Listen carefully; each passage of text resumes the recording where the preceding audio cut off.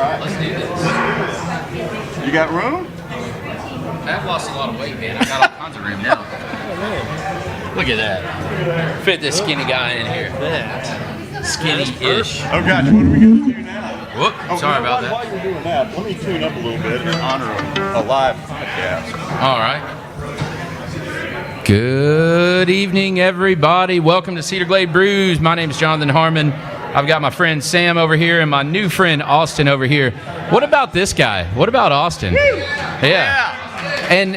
And Sam already did this to him, but nobody did it to Sam. What about Sam Rorix, you guys? Captain Sam. Captain Sam. Thank you guys. Thank you so much.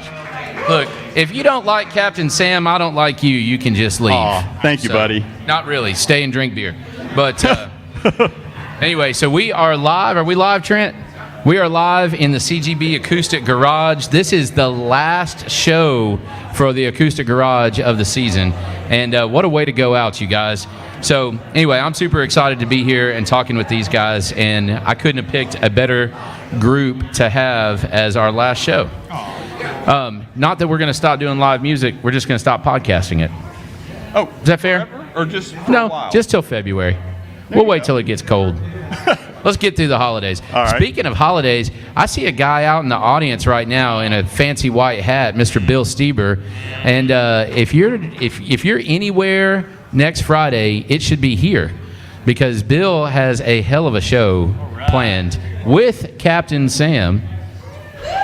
I got recruited. You got recruited? Yeah. Did you get voluntold? No, if he asks and I'm available, it's always yes. And he knows it. Outstanding. I can't wait. It's going to be a lot of fun, you guys. So music starts at 8 o'clock, right? Yep, 8 o'clock. No cover. Wear a costume. We're going to give away beer. It's going to be great. So come hang out with us. And a kids costume contest at 5:30, by the way, because we like the kiddos, right? That's it. All right. Sam and Austin. Tell me first, who are you? Obviously, you're Sam and you're Austin. Tell me about you. Where are you from? Why are you playing music? What are you doing here? All right, so back in the 60s, I was one of those guys, I'm this old, all right? I saw the Beatles on Ed Sullivan, and I thought, okay, I want to be involved in that. I mean, it was just that simple. And so, about a year later, I had a drum kit. So I'm originally from East Tennessee, listen to hillbilly string band music, which is what I'm doing a lot of tonight. But I love everything from that to rock and roll and on and on and on. And I'm currently living my dream. I'm in 5 bands and running a music venue, and just having the ball. And getting to hang out with people like Austin. Oh, yeah. Yeah, well, my name's Austin. I was from Unionville, Tennessee, which is just about 30 minutes south of here. Started playing fiddle when I was 5 years old after seeing BR 549 on the Opry Plaza. Yeah. Just saw Donnie Herron up there playing fiddle and decided that's what I wanted to do. So been doing it ever since. Bunch of hillbilly jug band music. That's the real McCoy. That's fantastic. That is awesome. All right. So each of you, we'll start with Austin. Your favorite show you've ever seen? Oh man, that's a hard one. Probably right after the pandemic, when we got to see live music again, we went to see the Beths, which is an indie pop rock band from New Zealand, and they're the best. Yeah, they're the best right now. Who was it? The Beths. The Beths. Yeah. Oh yeah, they're great. Okay. Check them out. Favorite show ever, the Beths. Can you beat that? Well, I guess it depends on your perspective. Again, I'm so old. I saw Jimi Hendrix May 9th of 1969, 3 months before he played Woodstock. I didn't even know the significance of me seeing him at that time. Yeah. Until 10 years later, and somebody looked at my ticket stub, which I still have, and said, "Oh my God, that was pre-Woodstock." And I'm like, "Oh, cool." I don't know the Beths, but I think he's got you beat, man, dude. I think he does too. Doggone. Jimi Hendrix. Well, that's one of the only advantages of being old. Well, I'm pretty sure I was born in the wrong generation. I say that a lot because that's when the good music was, for sure. We have good music now, though, too. Yeah. All right. First original song. What's it called? What's the story? Okay. Well, it's called Please Stop Talking. And believe it or not, and I think my wife may be here now, it has nothing to do with my wife. This comes from a Richard Pryor routine. Okay. I saw him on a late night talk show after he nearly burned his face off freebasing cocaine. Yep. It's another story. But he was talking about his woman was leaving or left him recently, and he said, she should have left me a long time ago. He said, I was a no count, and, you know. But he said, the problem I got, man, what really burned me up, and then he laughed, right? Besides the cocaine. Yeah. He said, what really Right. burned me up about that was she spent 2 hours telling me why she was going to leave.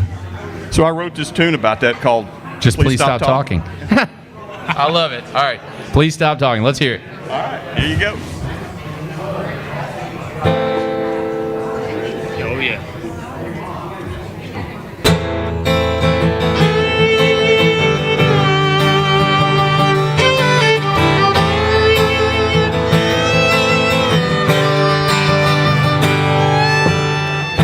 If you run out of something to say, baby, please stop talking.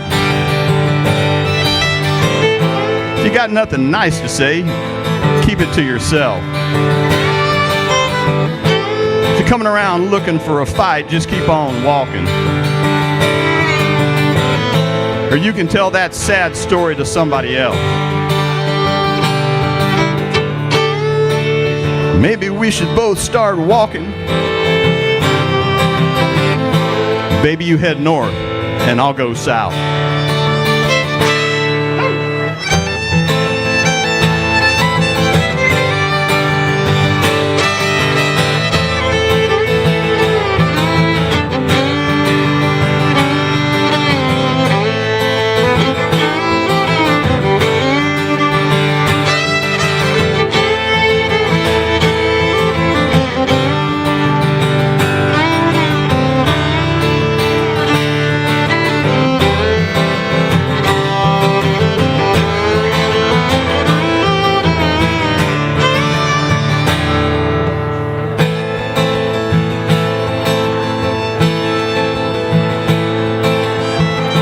Yeah, we ought to go off in different directions. So I can't hear it if you happen to speak. Yeah, I think it's time that we both move on now. Because you hurt me so bad, it hurts when I sleep. Maybe we should both start walking. Baby, you head north, and I'll go south.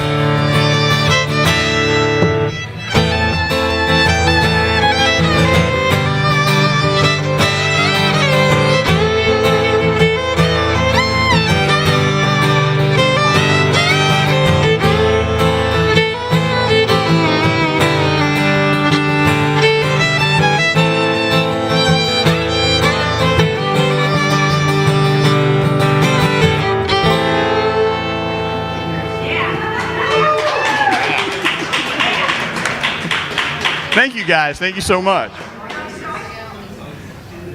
You're one of a handful of people that have actually heard that song played live. Well, it was pretty fantastic, actually. So what you may not be able to see on camera right now is getting over to this microphone. It's like walking through a minefield of instruments over here. It's awesome. Yeah, I love this. All right, so quick question, and then we'll hear the next song.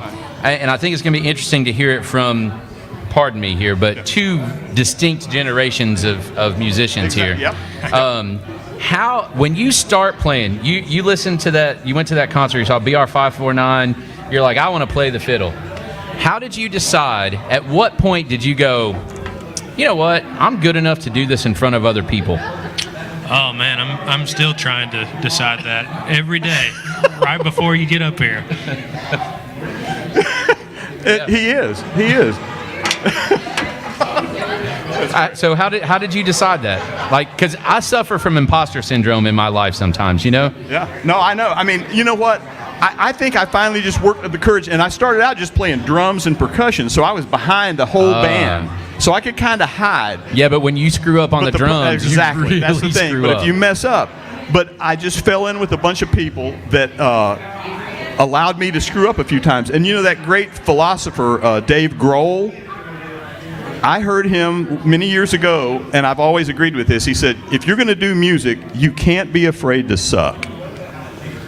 Because That's he said fair. everybody did for a while. He said, actually, we holed up in a garage for about 3 years, and we sucked a lot, real Yeah. bad. And he said, Then then Nirvana would, became a pretty good band. some would say that Nirvana wasn't that great anyway. I would disagree with that. They were one of my favorites. Man, you know what? But that's the attitude you got to have. Yeah. You got to be willing to screw up and just move on. That's it. All right, next song. What we got? All right, I'm going to tell you about this one. The other one we're going to do it in. Right, number 3. Yeah. All right, I'm really proud of being from the South. And there's this writer out of Alabama named Rick Bragg, and man, that guy just speaks to me. Whatever he writes, I'm reading it. And I was reading a bunch of his short stories that had been in all these cool magazines, and he talked about traveling down the back roads of Alabama and Mississippi and running into these cool old diners. And he said, man, I knew I'd found the right place. I looked on there, and they had white gravy listed as a vegetable. And I thought, man, there's a song right there. That's my kind of place. All right. So this is called White Gravy. I love it. That's right. We might even work that in here. I don't know.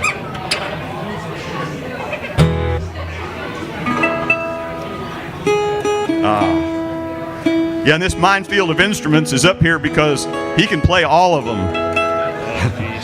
Oh.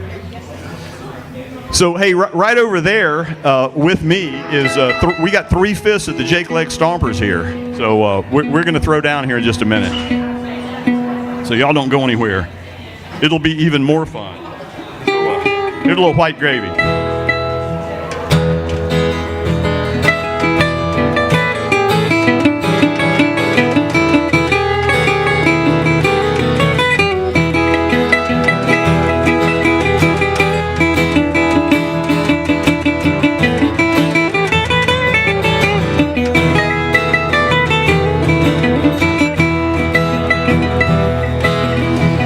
Rolling down out of Como, Mississippi on Highway 51.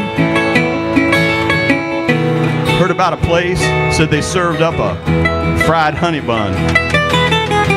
It's called Leela Mae's Fried Catfish and Chicken Shack. They say everybody that goes there always comes back.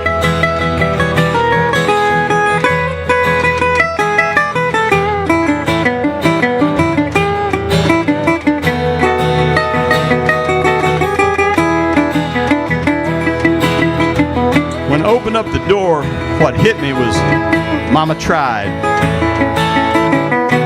I knew right then and there I was going to order something fried. Got the fried chicken and catfish combo. Now for a side. Here it comes. They had white gravy listed as a vegetable. I almost cried. Oh, yeah.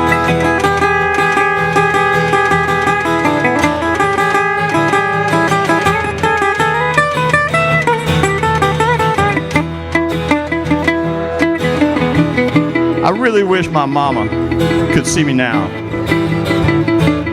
She'd say, my baby boy's getting a vegetable plate. I feel so proud. But you know, they say, everything's gonna kill you. Might as well make it something fun. Could I get a side of white gravy with that fried honey bun?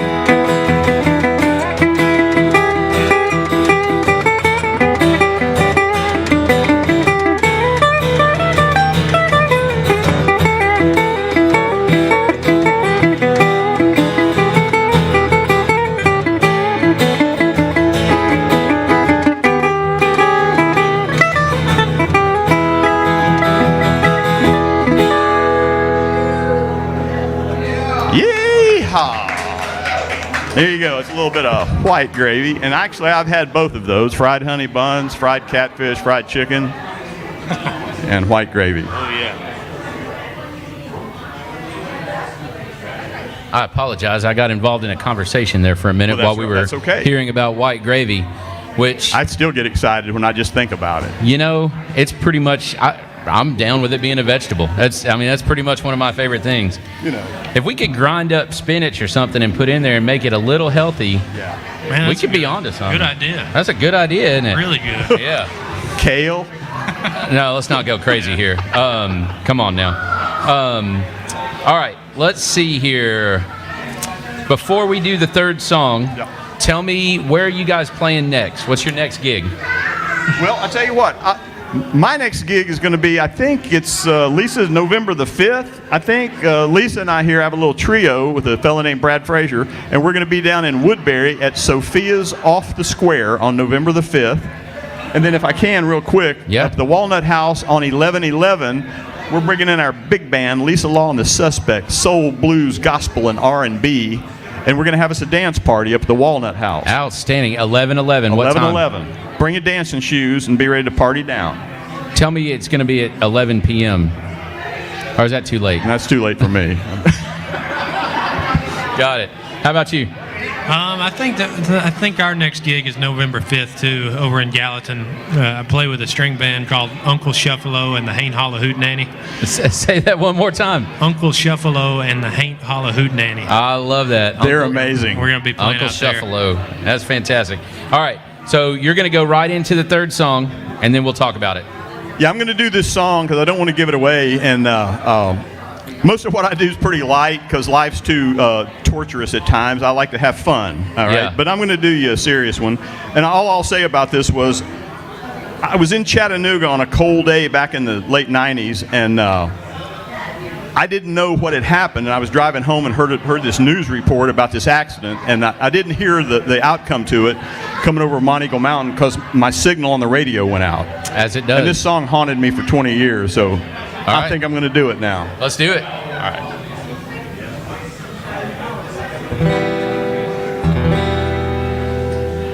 This one's called Buried Alive.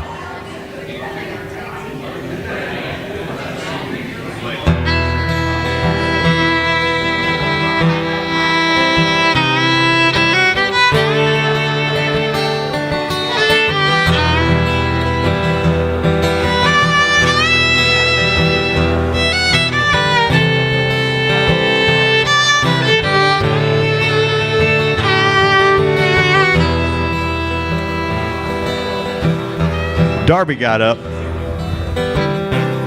before the sun got up. He started the coffee like he always did. He'd been way down on his luck. They didn't have an extra buck, but the work was good and the pay was strong. They say working outside can be awful tough. Take a smooth man and make him rough. It was cold and rainy back in December of 1999. That old boss said, "We got to get it done, boys. We can't wait for dry."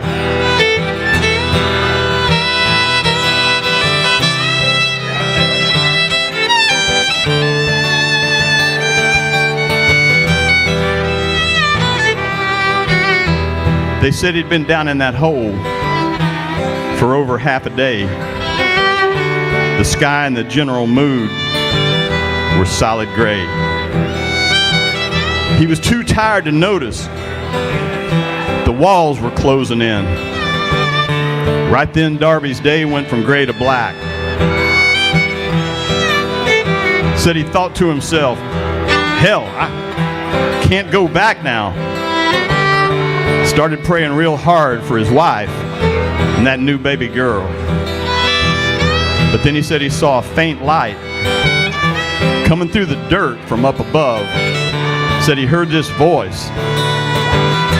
Sounded like pure love. Said, "Take my hand, son. I got you now." Said he didn't know who, he didn't know how.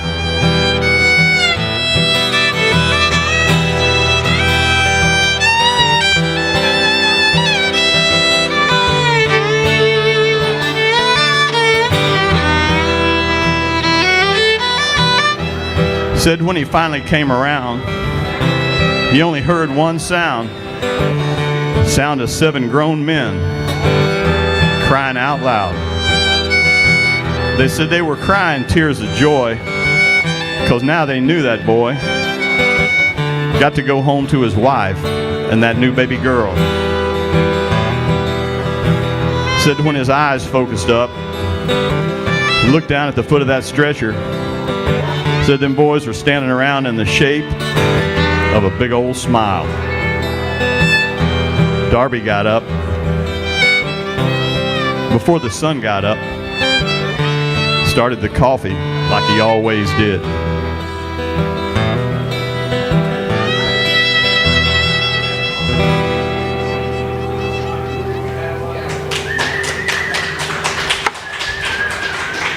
Thank you.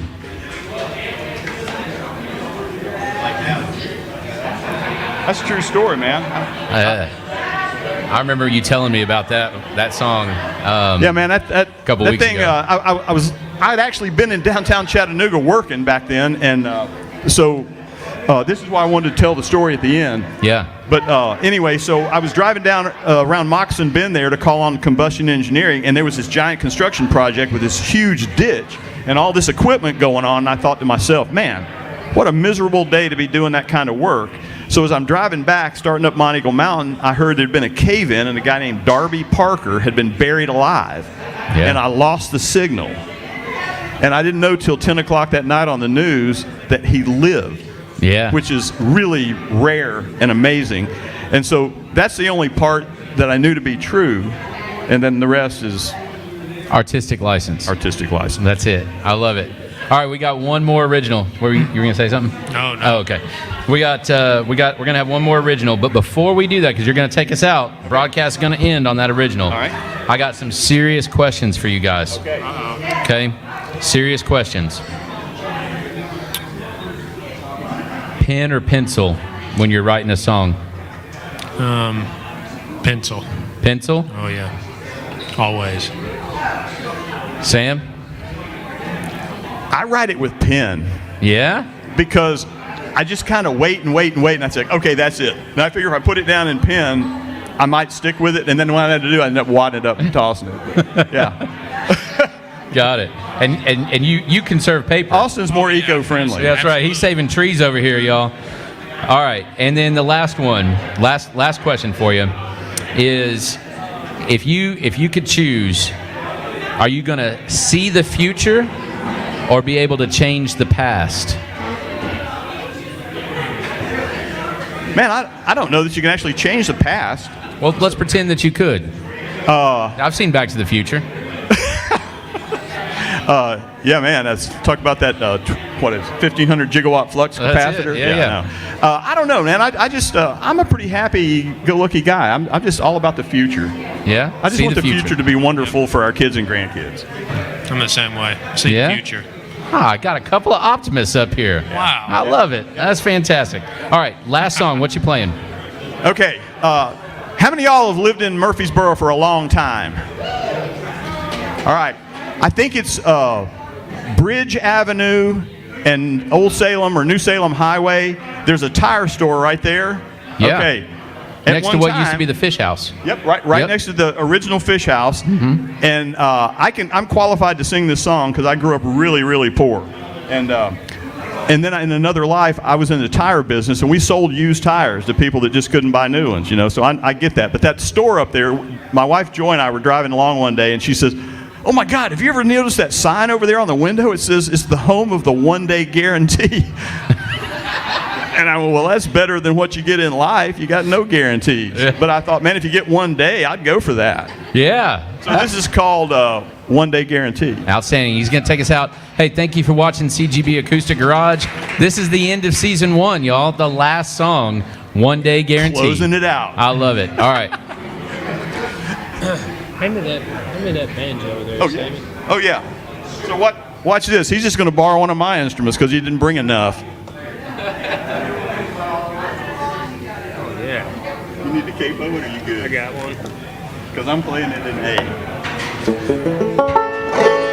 A. So this is for folks that if you've ever not been able to buy a new tire, you just either get it fixed or buy some used ones. Ready? Good.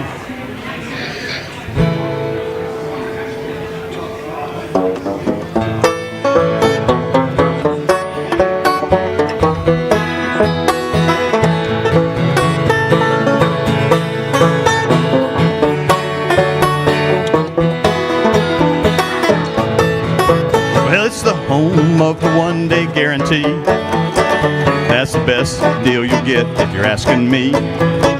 Jack it up, put them on, they're almost free.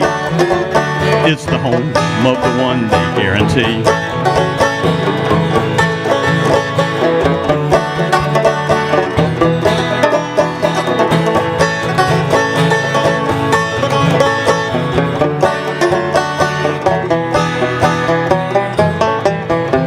It's the home of the one-day guarantee. That's the best deal you'll get if you're asking me. You could go outside, be just your luck. You get run over by a rusty pickup truck.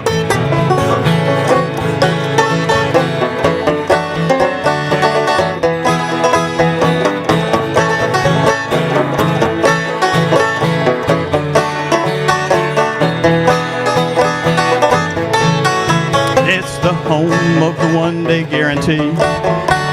That's the best deal you'll get if you're asking me. Jack it up, put them on, they're almost free. It's the home of the one-day guarantee. Well, I pulled in 'cause I had a flat. The man said, I got one just like that. Said I'd rather not have one just like that, 'cause the one you're looking at's already flat. He said, hey, sit over there and stop acting strange. But I wouldn't pet the dog, it's got the mane.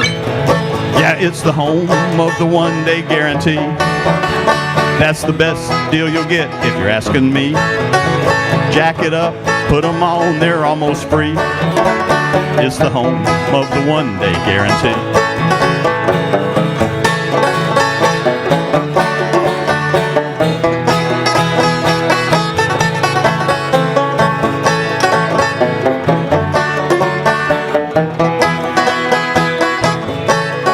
Yeah, it's the home of the one-day guarantee.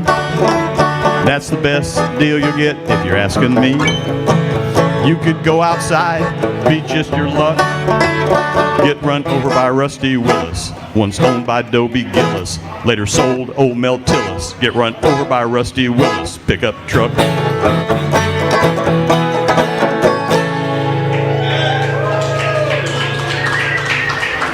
Somebody said I couldn't write a song with Dobie Gillis and Mel Tillis in it, and there it is.